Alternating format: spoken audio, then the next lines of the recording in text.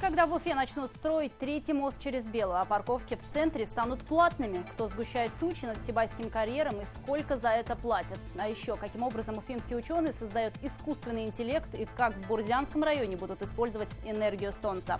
Добрый вечер, я Альбина Хайруллина, на канале БСТ. Время подводить итоги недели. Сделаем это вместе.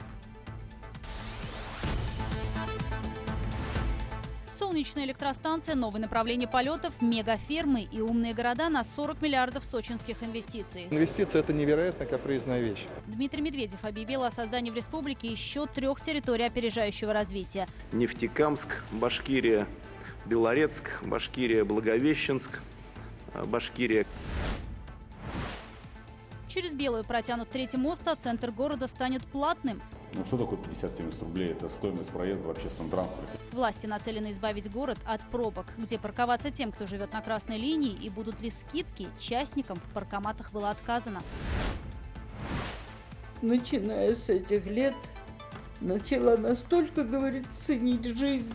Раны, не затянувшиеся даже 30 лет спустя. Афганский синдром и ночные кошмары. Навязчивыми воспоминаниями повышают агрессивность, повышают раздражительность. К памятнику скорбящей матери несли цветы. Воины и интернационалисты вспоминали однополчан, которые не вернулись с поля боя. В сетчатку глаза вживляется микрочип. Искусственный глаз, руки, ноги и выращивание человеческих органов в космосе. Приступаем к уникальному биологическому эксперименту. Телепатия больше не вымысел. Ученые заставили предметы двигаться усилием воли. О чем-то подумать, и шарик придет в движение. Современные технологии в человеческом теле. Специальный репортаж Юлии Нигматуллиной.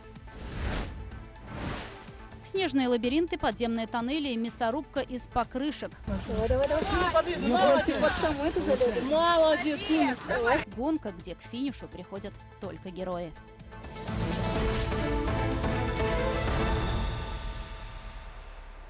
Итак, 40 миллиардов рублей инвестиций привлекут в республику по итогам Сочинского экономического форума. А еще 3 моногорода Башкортостана станут территориями опережающего развития. Об этом заявил Дмитрий Медведев. Председатель российского правительства одобрил и строительство крупного импортозамещающего завода в Баймакском районе, который ему презентовал Ради Хабиров. Инвестиции – вещь крайне капризная. Оно и понятно, ведь если чиновник рискует только своим креслом, то предприниматели абсолютно все. Такова позиция руководителя региона. С подробностями из Сочи наш экономический обозреватель Равиль Ватолин. Тысячи участников, сотни инвестиционных проектов и десятки презентационных стендов, поражающих воображение. Сочинский экспофорум на 2 дня превратился в площадку будущего, в центре которой и мультимедийная экспозиция Башкортостана. Стенд одним из первых привлек внимание Дмитрия Медведева. Премьер-министру России презентовали проект лесоперерабатывающего комплекса, который возведут в Баймакском районе. У нас очень много перестроенного леса, практически 90. Это переработка, да? Да, причем за счет того, что это не маслянистый лес, он будет менее экологично вреден. Сейчас уже лесное строительство есть. Завод будет выпускать стружчатые плиты, используемые в производстве мебели и домостроения. Сегодня этот материал в основном закупают за границей. Ежегодно здесь планируют перерабатывать свыше 1 миллиона кубометров перестойной древесины. Создадут свыше 1000 рабочих мест. Вложения в проект оцениваются в 24 миллиарда рублей. Запустить его планируют в рекордные сроки уже к 2020 году.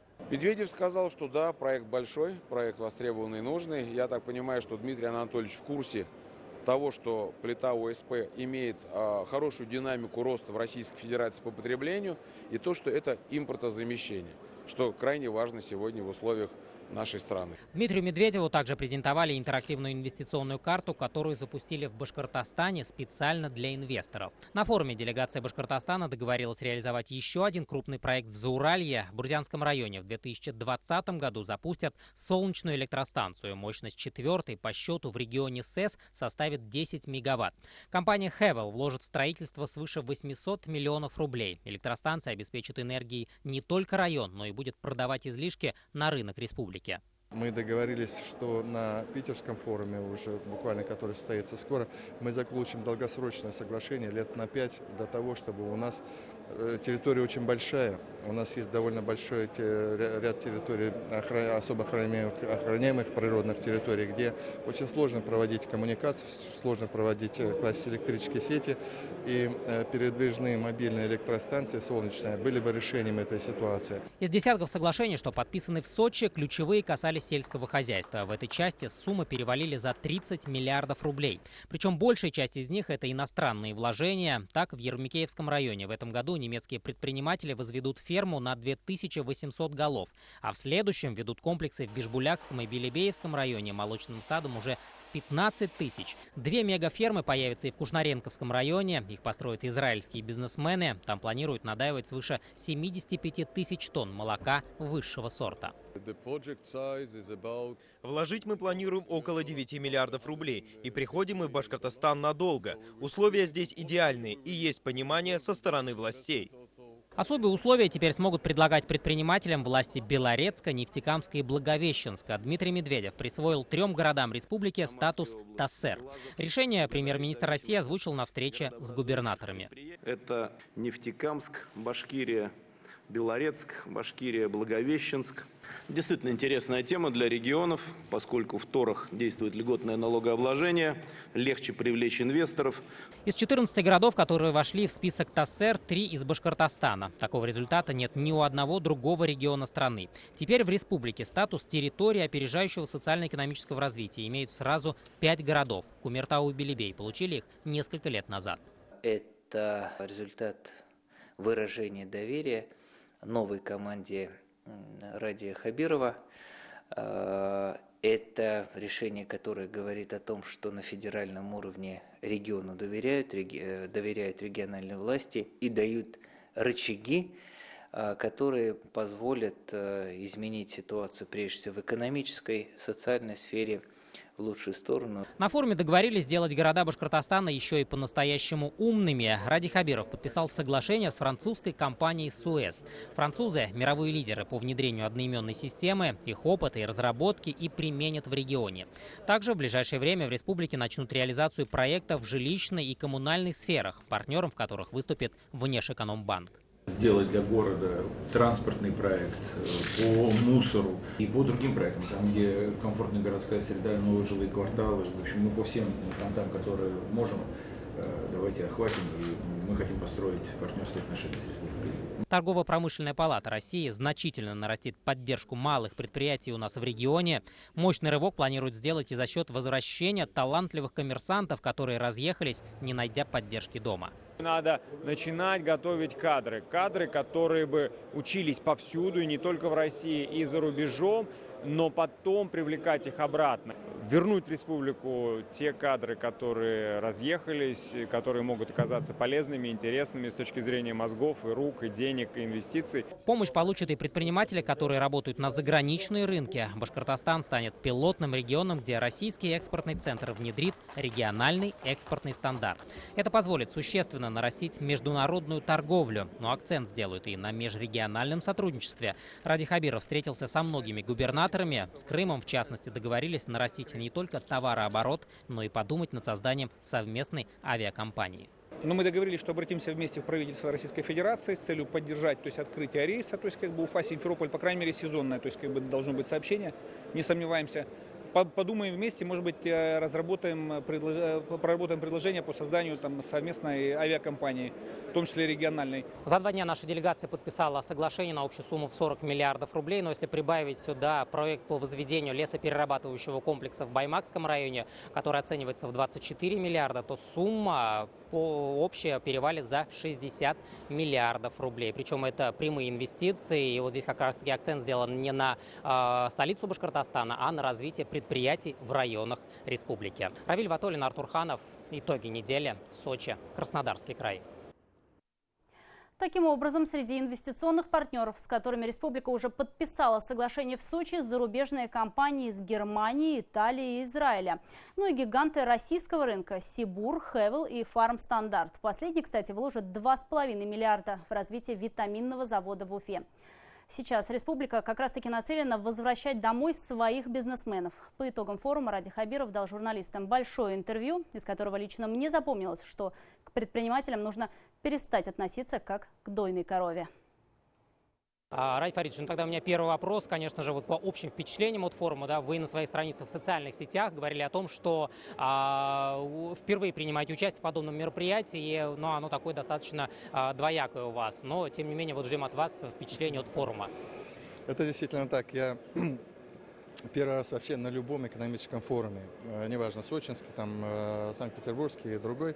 И мне всегда раньше тоже не очень понятно было, какие тут совершаются чудеса и действия. Но вот сегодня я сам покувыркался вот в этом водовороте встреч, общения, деловых контактов. Здесь идет самая серьезная работа. Здесь каждая республика, каждое крупное предприятие показывает, как говорится, товар лицом. Вот мы сегодня подписали, я уже со счета сбился, целый ряд соглашений. В общей сложности где-то за 40 миллиардов в наших намерениях и соглашениях инвестиций предусмотрено. Это тоже начало работы. Соглашение ведь сразу не появится ни деньги, ни инвестиции, ни строительство. Но без этого тоже невозможно. В этом и смысл форума сегодняшнего. Раиль Фаридович, ну сегодня наш стенд посетил и Дмитрий Медведев. Вот какие проекты презентовали премьер-министру России? Ну и, соответственно, какую он дал оценку? Ну, поскольку он обратил внимание на проект большого предприятия, которое находится как некий готовый пакет к решению, даже с разрешением на строительство древесно-стружечного комбината, я ему рассказал об этом проекте. Это серьезный очень проект, порядка 24 миллиардов инвестиций. Он еще не завершена финансовая схема, по ней есть проблемы. Ну а дальше все-таки Дмитрий Анатольевич, он очень современный человек, ему нравится все связано с цифровой экономикой. Я ему просто показал те наработки, которые сделаны были нашими ребятами с нашего правительства об инвестиционной карте, о нашей инвестиционной карте. То есть на ней нанесены все наши промышленные площадки, индустриальные парки, технопарки.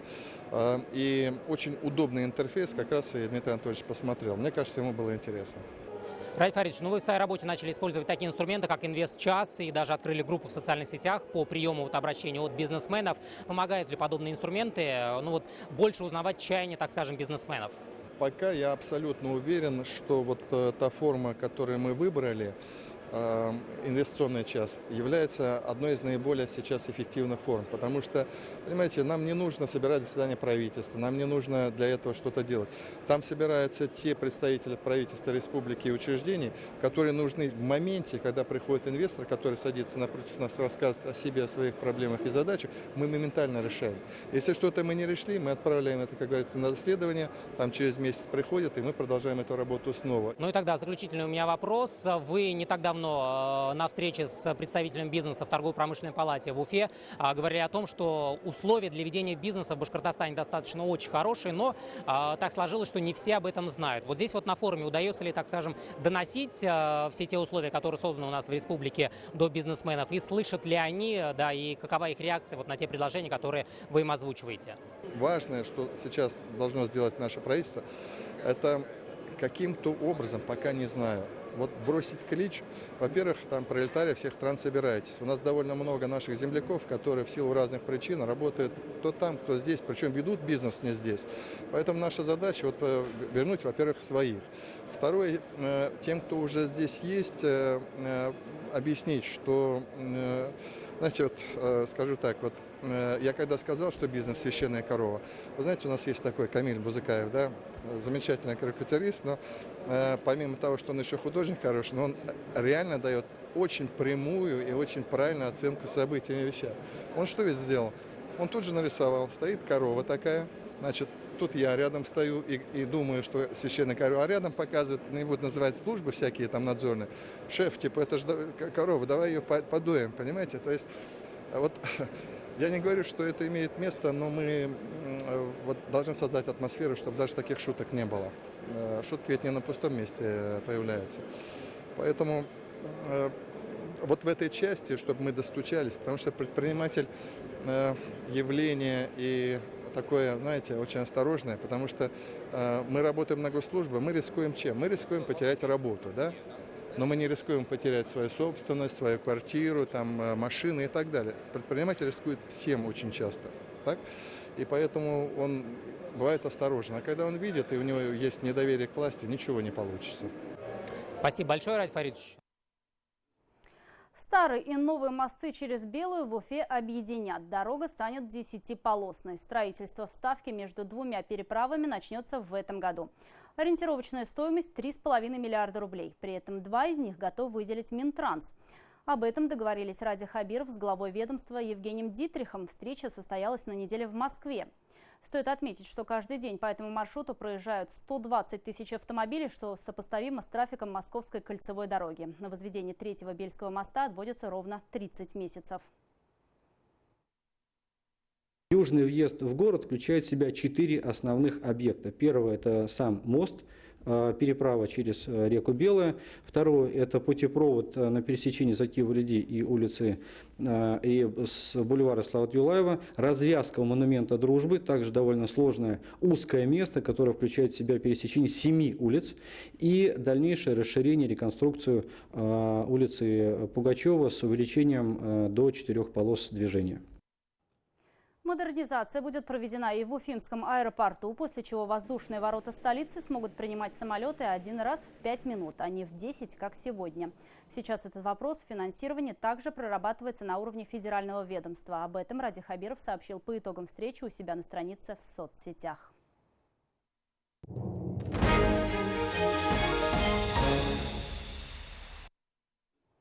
30 лет прошло с тех пор, как Афганистан покинул последний советский солдат. Военнослужащие страны, в том числе Башкортостана, пробыли там больше 9 лет. Это самая длинная война в истории России 20 века.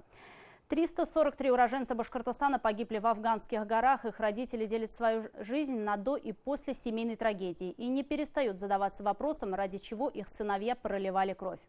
А выжившие по-прежнему видят кошмарные сны и борются с депрессией. Максим Окунев с подробностями. Начиная с этих лет, начала настолько, говорит, ценить жизнь. И вот только самое хорошее и самое доброе из нее брать. Потому что тут была такая потеря. Время не лечит, усвоила Ирина Машковская. Она мать, чье сердце разбила война. Живые глаза, смотрящие из пожелтевших фотографий, принадлежат ее сыну, жизнь которого осталась в Афганистане. Снимок со дня присяги, их последняя встреча. А дальше ежедневные письма о себе без подробностей. Действовала военная цензура. Лишь после развала Союза родители узнали, Андрей спас 100 человек возле дворца Амина, открыв предупредительный огонь. Получил ранение, но найти редкую первую группу крови с отрицательным фактором в Кабульском госпитале не удалось. Спустя годы, придя в себя, Ирина Машковская возглавила общественную организацию матерей погибших солдат. Хоронили, не увязывала с ним. Я все искала глазами. Мне казалось, что он где-то. Мы потеряли в жизни очень много. О том, что боль только притупляется, но никак не проходит, родители и вдовы знают наверняка. Очередная годовщина вывода войск из Афганистана для них вовсе не праздник, а рубец, который вновь нужно ковырять. Те, кто вернулся, продолжают боевые действия, только с самими собой. Афганский синдром с кошмарами во сне, депрессией поразил каждого второго ветерана. Проявляются ночными страхами, тревогами, навязчивыми воспоминаниями, повышают агрессивность, повышают раздражительность, мешают строить нормальные отношения с близкими, с семьей. Привести батальон именно правильно, иначе задача будет сорвана. Ветеран Рашид Ярулин исколесил пол Афганистана. Службу нес в разведке, где командовал танковым взводом. Рашид всегда ехал первым. На плечах новоиспеченного выпускника училища лежала ответственность за всю колонну. Особенно тяжелыми были горные дороги, где за каждым поворотом могла скрываться засада. Однажды, двигаясь спасать экипаж сбитого советского вертолета, разведчики попали под обстрел. Я сидел сверху на броне, как обычно. Граната попала в дувал, который уже находился за моей боевой машиной. И осколки меня посекли спину, руку правую. Вот. И, естественно, я упал на трансмиссию. Воинов-интернационалистов поздравил руководитель Башкортостана. Ради Хабиров на своей странице в соцсетях вспомнил студенческие годы. Среди его сокурсников были те, кто прошел горнило Афганистана. На встрече с родителями солдат Ради Хабиров отметил, что подвиги их детей не забыты. Принято решение: пенсионеры, потерявшие сыновей в локальных конфликтах, пройдут реабилитацию в здравницах по дополнительным квотам. Ленар Аркадьевна, давайте мы поручение вам сейчас дадим Вот тут совсем немного людей сидит, и они уже пожилые все. И вот Фарид Юсупович тоже говорит, ему 80 лет, когда он дождется путевку. Эти санатории, вам для понимания, и Янгантау, и Красноусольский, и Осы, и Яктыкуль, их строили, знаете, на деньги государства. Это ваш труд там, в общем-то, был. Это наша государственная санатория. Поэтому вы делаете квоту, прям займитесь с понедельника, сделайте им квоту. Десятилетняя война в Афганистане унесла жизни более 15 тысяч советских солдат, 343 из Башкортостана. 86 военнослужащих удостоены звания Героя Советского Союза, еще 8 стали героями России. В годовщину вывода советских войск из Афганистана встречаются однополчане, вспоминают погибших и поют песни, строки которых родились на горных перевалах Афганистана в редкие минуты тишины. Ребятам своим прикрывает отход, один патрон и граната на грудь. Максим Окунев, Эмиль Басареев, Роберт Давлетбердин и Булат Садриев. Итоги недели. Ситуация в Сибае дошла до Кремля. Ролик, выложенный в интернете, наделал много шума и набрал массу негативных комментариев, чего авторы обращения вряд ли ожидали. Сибайцы, которые действительно живут в этом городе, были вынуждены ответить манифестом, в котором требуют заезжих политических гастролеров оставить их в покое. Эксперты заявляют, политтехнологии уже знакомые, хорошо апробированные в других регионах и странах. Известный уфимский блогер Кобзон на неделе опубликовал пост, в котором рискнул назвать некоторые фамилии.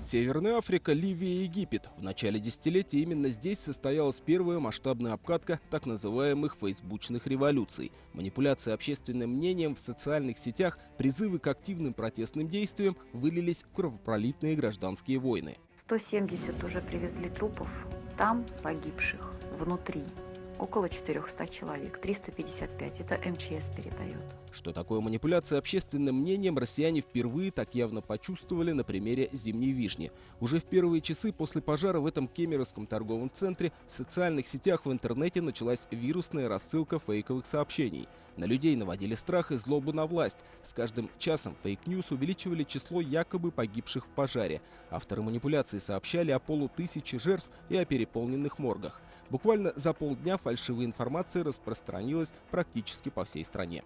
Настоящая правда, разумеется, в итоге выяснилась. Люди поняли, что стали жертвами современных черных политтехнологий. В регионе уже сложился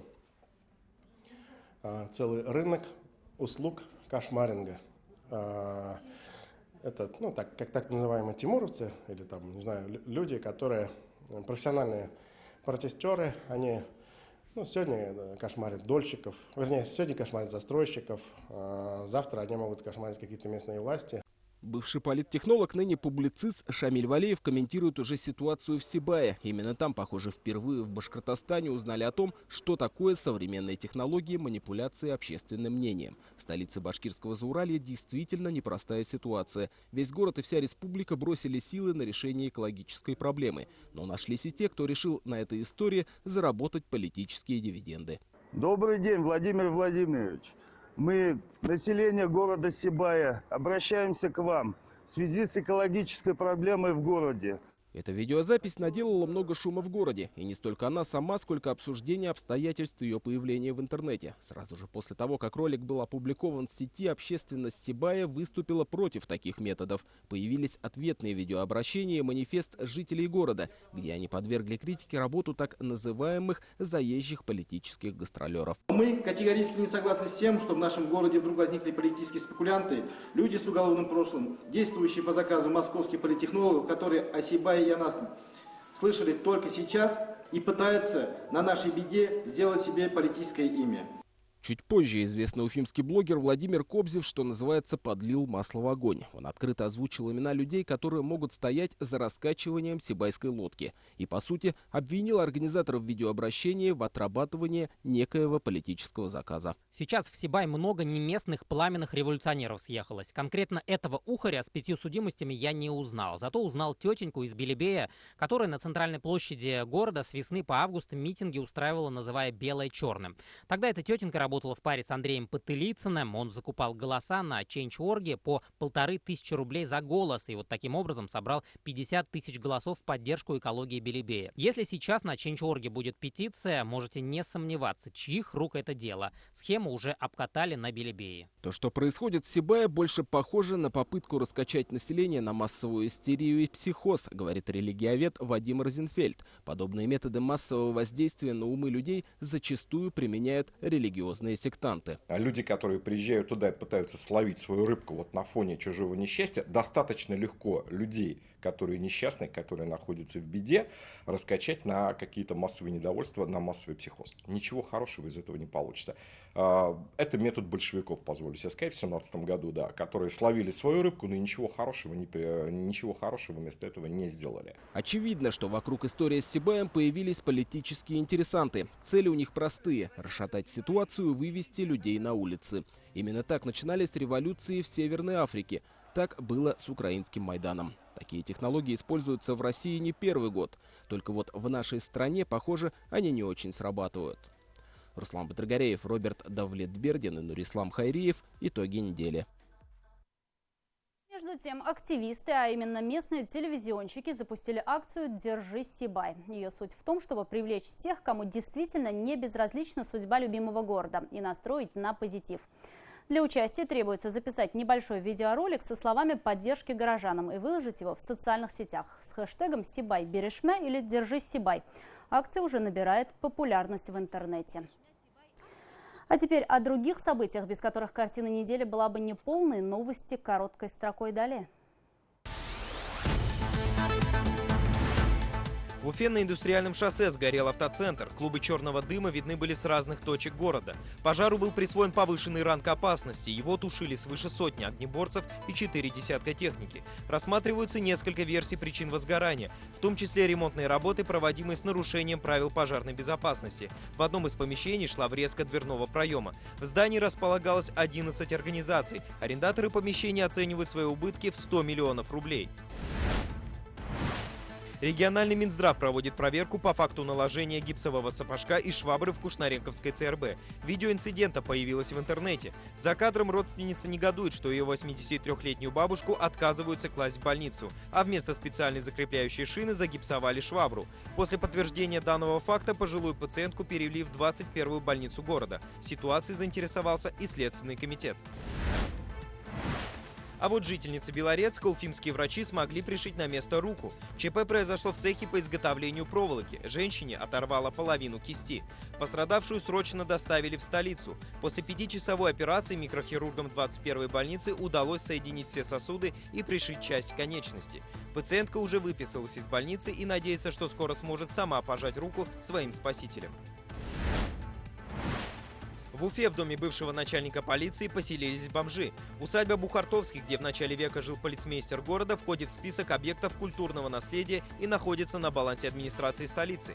Несколько лет назад с двухэтажного здания уже срезали балкон, но активистам архзащиты удалось добиться его восстановления. В 2018 году жильцов дома расселили. Предполагалось, что его ждет реставрация, но на данный момент здание в центре города стало всего лишь прибежищем бездомных. Жители республики могут выиграть поездку в Сочи. В Уфе стартовала акция «Добрый донор». Конкурс будет проводиться в течение всего года. За это время необходимо сдать как минимум 15 донаций крови. Сдавшие это количество гарантированно получат по велосипеду. Одним из первых участников акции стала супруга лидера региона Карине Хабирова.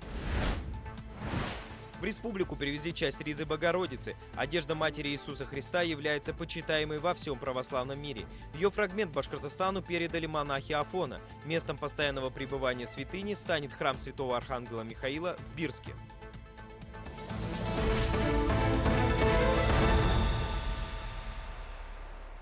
В республике почти 500 человек решили стать донорами костного мозга. Такие результаты на неделе озвучили организаторы акции «Героем стать просто». 500 жителей Башкортостана. Каждый из них может спасти чью-то жизнь. В их числе и наш корреспондент Анастасия Ильчебаева. Донорство костного мозга. Слова, которые, наверное, у большинства вызывают страх. Мало кто представляет, что стоит за ними. На деле же это безболезненная и безопасная процедура для донора и жизненно необходимая для принимающего. За рубежом существует международный регистр тех, кто готов поделиться костным мозгом. В России же такая база только в состоянии зародыша.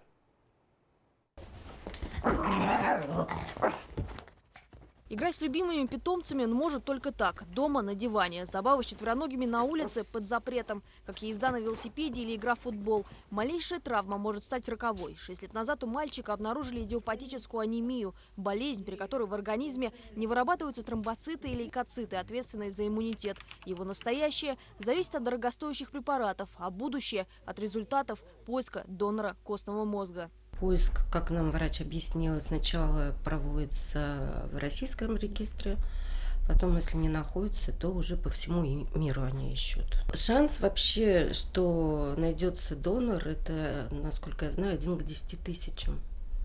Эту цифру называют специалисты, имея в виду европейские регистры. Что же касается российского, то здесь совпадений на те же самые 10 тысяч больше, но вот только доноров там в сотни раз меньше. База начала создаваться только в 2013 году. Она носит имя Васи Перевозчикова, 10-летнего мальчика из Удмуртии, которому так и не смогли найти донора. Сейчас в российском регистре насчитывается более 92 тысяч людей. Из них уже 282 стали реальными донорами. Для сравнения, в немецкой базе более 8 миллионов человек. Но несмотря на огромную цифру, найти генетического близнеца для жителей России в европейском регистре не так уж легко. Мы говорим о разнице в генотипах, особенно если это какие-то малые народы, это буряты, башкиры. Очень тяжело, практически бывали случаи, когда донор так и не находился, то есть помочь ребенку было невозможно.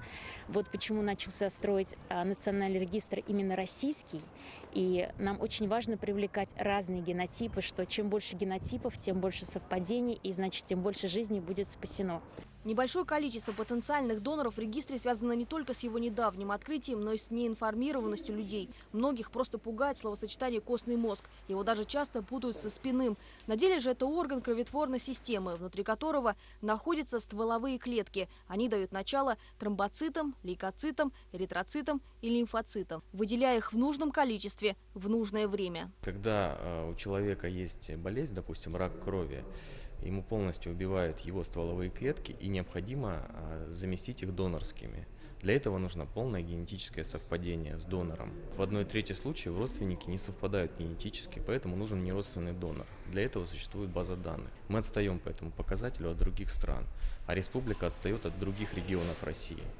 В прошлом году мы рассказывали об очередной акции по привлечению жителей региона в национальный регистр. В ней приняли участие и мы, сотрудники редакции новостей. Для этого было необходимо сдать кровь на типирование. Это всего 9 миллилитров, количество, которое необходимо для анализа. Биологические образцы передают в специализированный медицинский центр, который занимается определением фенотипа. Кровь потенциальных доноров костного мозга из республики обычно отправляют в Казань. Спустя время на электронную почту вам придет такое вот письмо, подтверждение, что вы занесены в национальный регистр. Конечно, в любой момент вы сможете отказаться от участия и предоставления своей помощи. Но, как правильно подмечено в письме, любое совпадение – удача. Не случайно совпадение – чудо. Чудо, которое можете сотворить вы.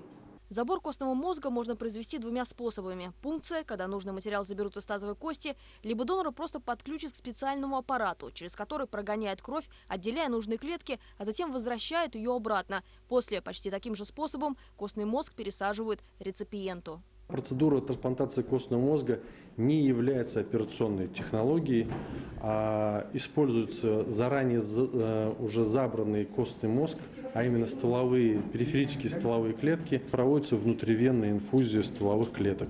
О том, как и где можно пройти типирование, чтобы попасть в национальный регистр доноров костного мозга, можно узнать на официальном сайте базы. Быть может, сейчас где-то находится ваш генетический близнец, которого можете спасти только вы. Он, как и Кирилл, ждет, что однажды раздастся звонок, и на другом конце провода скажут 2 простых слова, от которых зависит целая жизнь.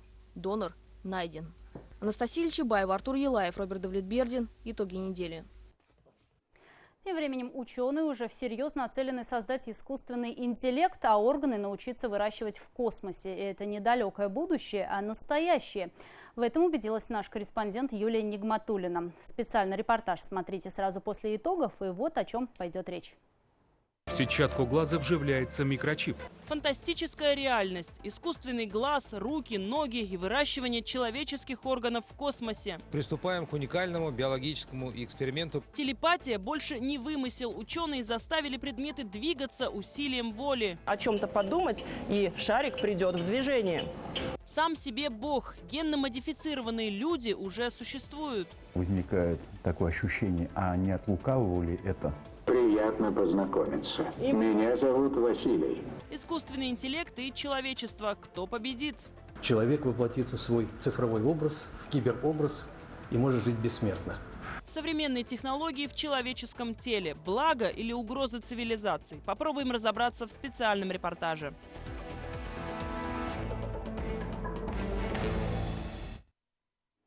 50 рублей за час. Такую сумму придется заплатить за парковку в центре Уфы. Это минимум, говорят столичные власти. На днях Горсовет принял решение изменить регламент организации платных стоянок и вместо частных структур организовать эту работу силами муниципалитета.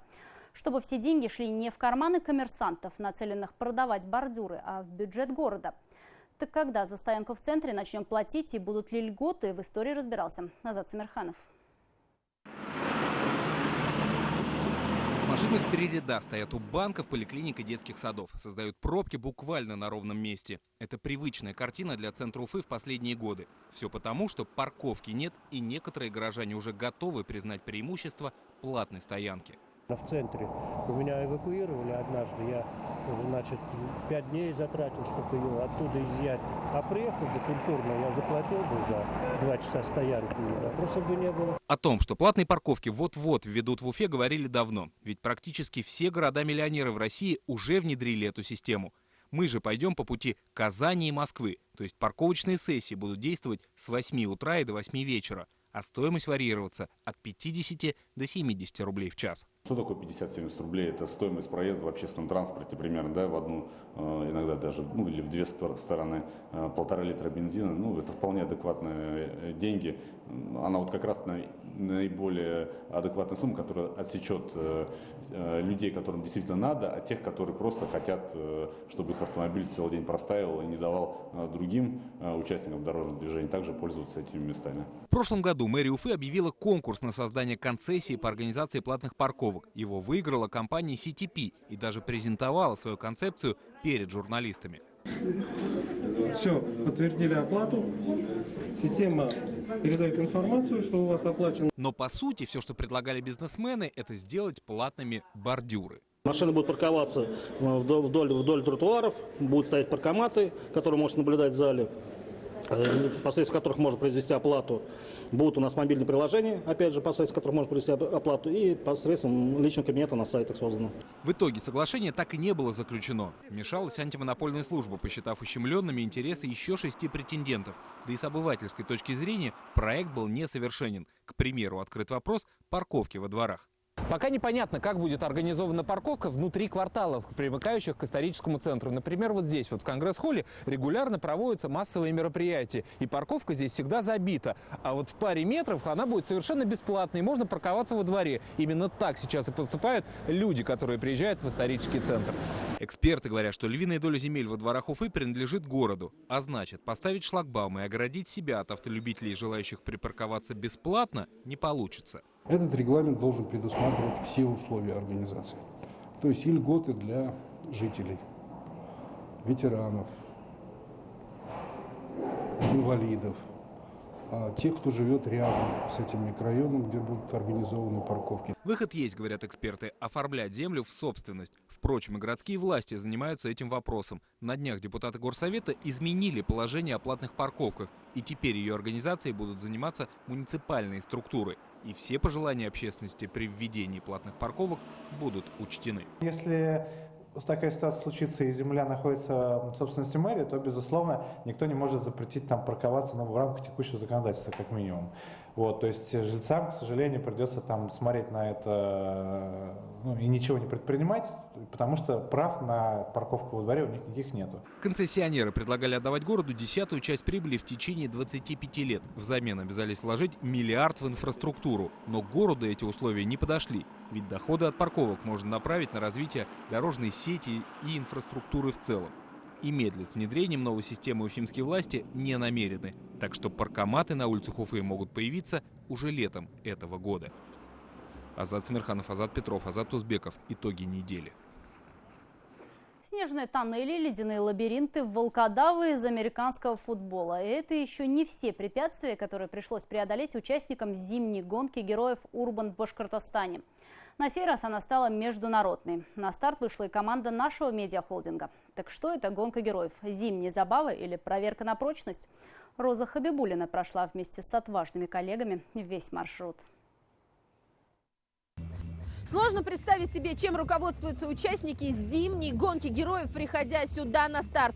В такую метель, когда -6 ощущаются как -20. Так что нам, журналистам, приходится даже немного нарушить телевизионные правила и появиться в кадре в шапке и в варежках. Но ничего, впереди 3 километра и 27 препятствий. Посмотрим. Преграды практически через каждые 100 метров. Переход по сетке – легкая прогулка, впрочем, как и снежный лабиринт. И даже после забора с перилами силы, пусть на черный юмор, но оставались. Перед соревнованием нам выдавали черные мешки для вещей, полиэтиленовые. Но мне кажется, они нам пригодятся не только для вещей.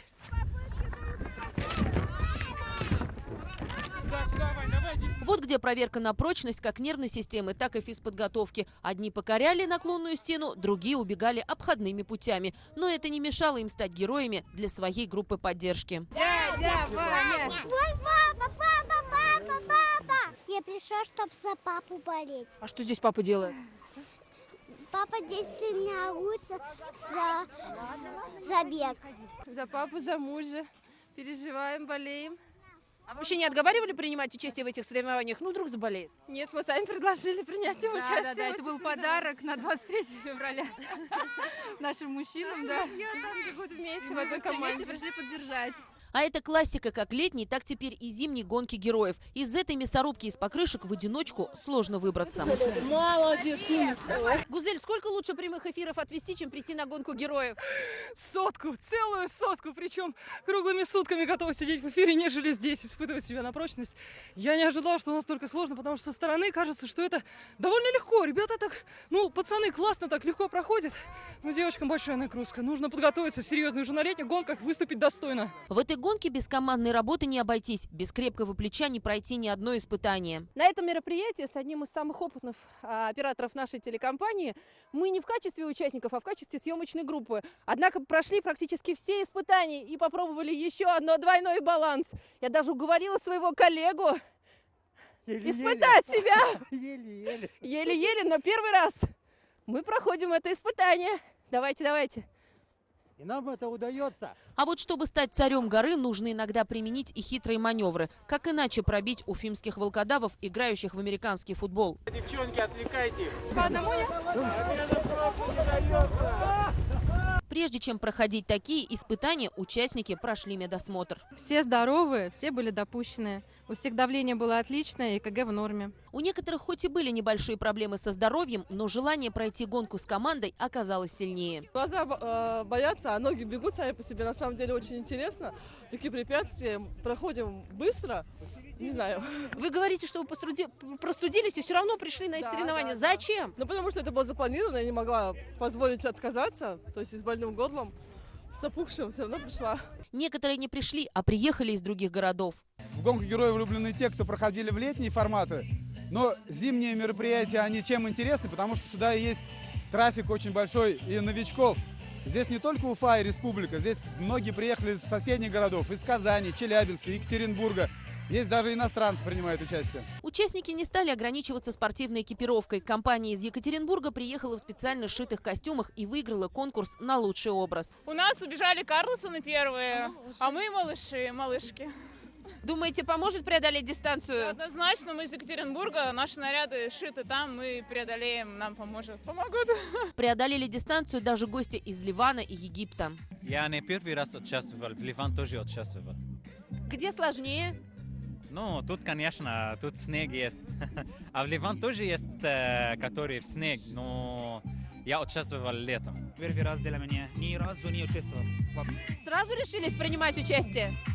Нет, он 100 раз говорил мне, давай, пошли, но я не хотел, но в конце решили. Ну, в конце вообще, да. Еще раз придете? Конечно, мне очень понравилось. Но нравится гонка героев начинает зачастую после финиша, потому что самое сложное испытание не на самой трассе, а просто прийти к старту. В гонке героев нет проигравших ни летом, ни зимой. Каждому участнику полагается вот такая вот медаль. Роза Хабибуллина, Эльдар Насреддинов. Итоги недели. Уфимский район. Такой выдалась уходящая неделя февраля. Оставайтесь на канале БСТ и не пропустите специальный репортаж Юлии Нигматуллиной «Настоящее будущее». До свидания.